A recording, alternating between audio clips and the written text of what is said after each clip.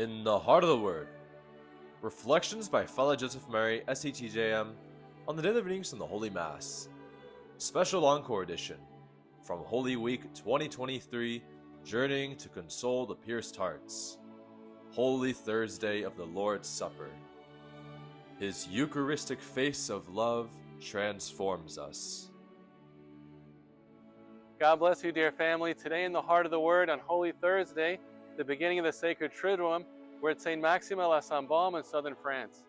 The Mass of the Last Supper on Holy Thursday initiates the Holy Triduum, the three-day liturgy that is the source and summit of our salvation.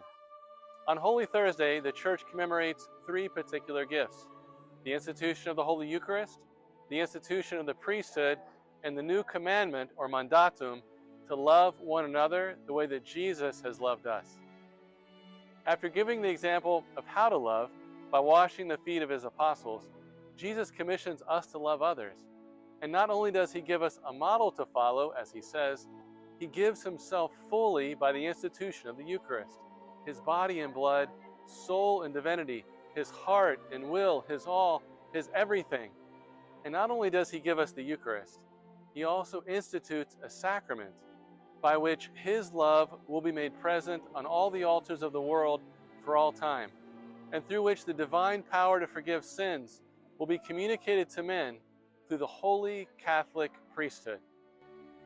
Therefore, it is in receiving him, truly present in the Eucharist, and truly given through the hands of the priest, that we receive his love, and we receive the divine power to love one another with his own love. Here in Saint Maximin, at the Basilica of St. Mary Magdalene, where the remains of the Apostle to the Apostles, as St. John Chrysostom would call her, are kept and venerated, we venerate one of the greatest witnesses in the history of the Church Universal of the power of the Eucharist to make all things new.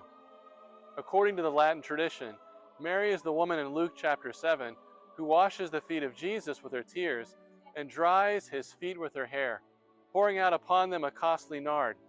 According to Matthew and Mark, she was a witness of the crucifixion with Our Lady and St. John, and as further confirmed by Luke, she accompanied the women at the tomb on Easter morning to anoint the sacred body of Jesus.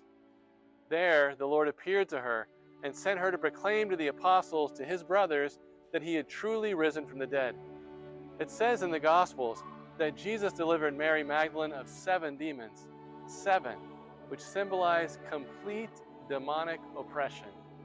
How did Jesus free her?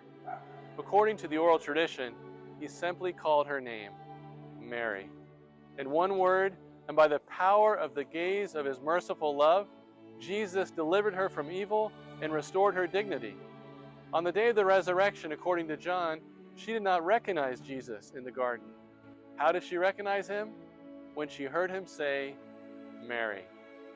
We could say that Mary experienced 2 resurrections, at the moment of her deliverance from evil and on Easter morning when she encountered Christ risen from the dead.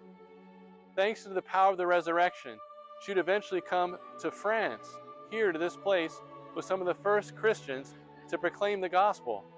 Here it is said that she spent the last 30 years of her life living solely on the Eucharist, offering her sufferings and life as a victim soul, in reparation for the salvation of those who don't know the love of Christ, truly present in the Blessed Sacrament. And who did Mary see when she contemplated the sacred host? The face of the risen one who called her by name, the face of the God of love who makes all things new.